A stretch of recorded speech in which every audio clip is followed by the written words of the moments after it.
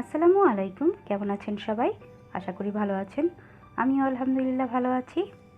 আজকের সেলাই পর্বে আমি আপনাদের সোফার ব্যাক কভারের ডিজাইন তৈরি করে দেখাচ্ছি এবং সেই সাথে এই ডিজাইনটি দিয়ে কিভাবে এমব্রয়ডারি করা যায় এবং এমব্রয়ডারি পুরোটা করলে দেখতে কেমন হয় তা কিন্তু পুরো ভিডিওতেই রয়েছে।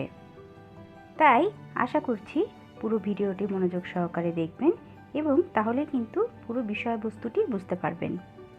আমি কিন্তু শুরুতেই এর ড্রয়িংটি শুরু করে দিয়েছি এবং ড্রয়িংটি করার আগে আমি আপনাদের একটা কথা বলে নিচ্ছি। আমি কিন্তু এখানে ছোট একটা কার্ডবোর্ড ইউজ করেছি রাউন্ড কালারের। এটা একটা শক্ত কাগজ আমি গোল করে কেটে নিয়েছি ড্রয়িংয়ের সুবিধার জন্য।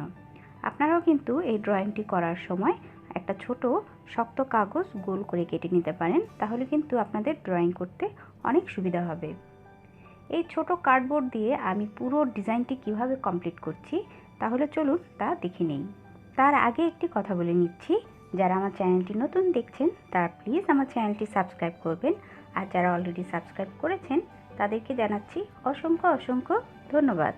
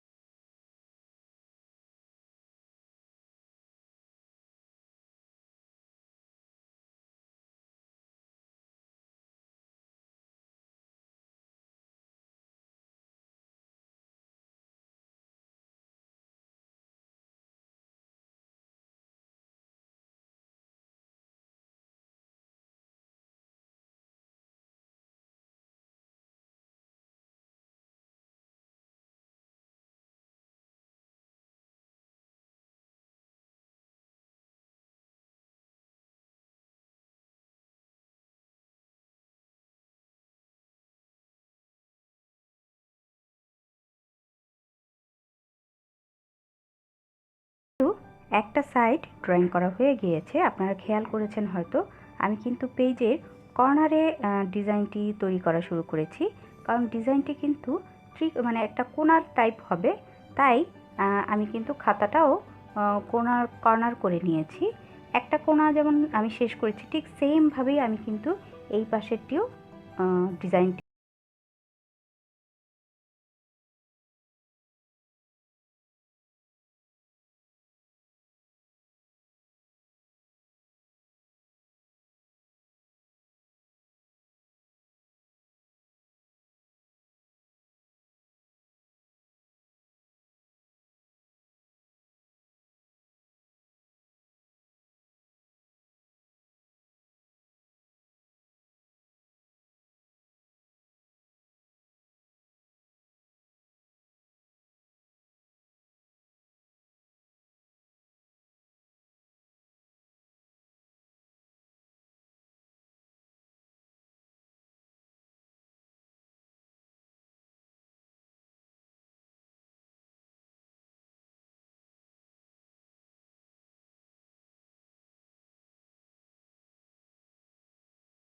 হয়ে গিয়েছে।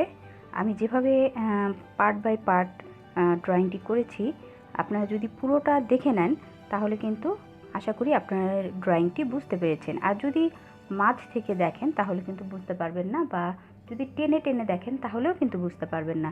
তাই আমি অনুরোধ করব আপনারা শুরু থেকেই ড্রয়িংটি একটু মনোযোগ সহকারে ধৈর্য নিয়ে দেখবেন, তাহলে পুরো ড্রয়িংটি আপনারা কিন্তু করে নিতে পারবেন। এখন আমি এই ড্রয়িংটি দিয়ে কীভাবে সেলাই করা যায়, এমব্রয়ডারি করা যায়, সেটাই আমি কিন্তু দেখিয়ে দিচ্ছি।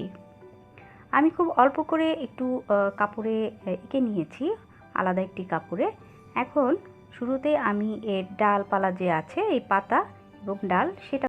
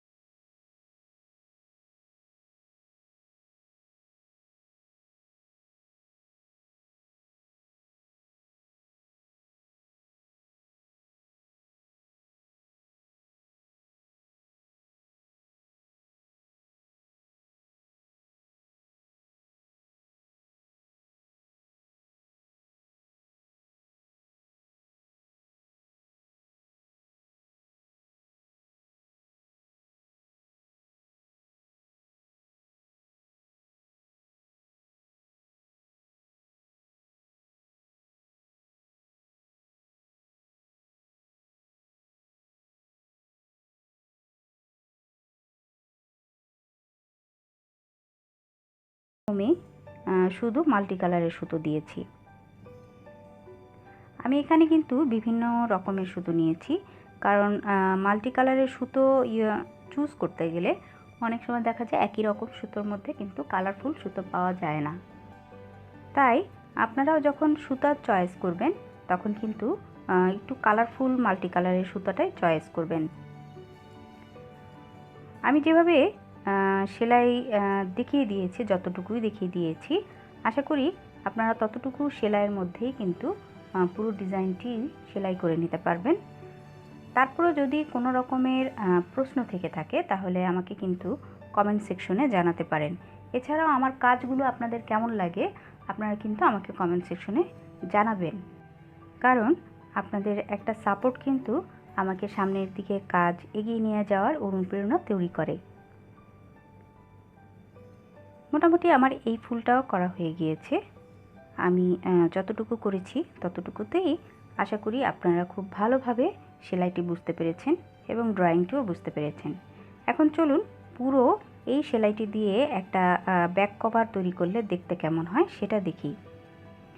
এটা হলো সোফার ব্যাক কভারের কমপ্লিট করা একটা কভার। আমি যতটুকু সেলাই করেছি এটা দিয়ে কিন্তু আপনারা এভাবে একটা পুরো সোফার ব্যাক কভার তৈরি করে নিতে পারবেন। আর আমি কিন্তু সবসময় পপলিন কাপড়টা চুজ করি সোফার ব্যাক কভার বা কুশন কভার তৈরি করার জন্য। আপনারা এই ডিজাইনটি দিয়ে একটা কুশন কভারও কিন্তু তৈরি করে নিতে পারবেন। সেম ডিজাইনটি যদি একটু বাড়িয়ে বা কমিয়ে দেন তাহলে কিন্তু অন্য রকম একটা ডিজাইন তৈরি হয়ে যায়, আর সেটা দিয়েই কিন্তু কুশন কভারের ডিজাইন তৈরি করা যায়। আশা করি আজকের কাজটি আপনাদের ভালো লেগেছে এবং আপনারা বুঝতে পেরেছেন। আর যদি ভালো লেগে থাকে তাহলে প্লিজ একটা লাইক দিবেন আর সাবস্ক্রাইব করে রাখবেন আমার চ্যানেলটি। পাশে থাকা বেল আইকনটি ক্লিক করে রাখবেন নতুন এমন ভিডিওর আপডেট পাওয়ার জন্য। আজ তাহলে এ পর্যন্তই। সবাই ভালো থাকবেন, সুস্থ থাকবেন। পরবর্তী ভিডিও দেখার আমন্ত্রণ জানিয়ে এখানেই বিদায় নিচ্ছি। আল্লাহ হাফেজ।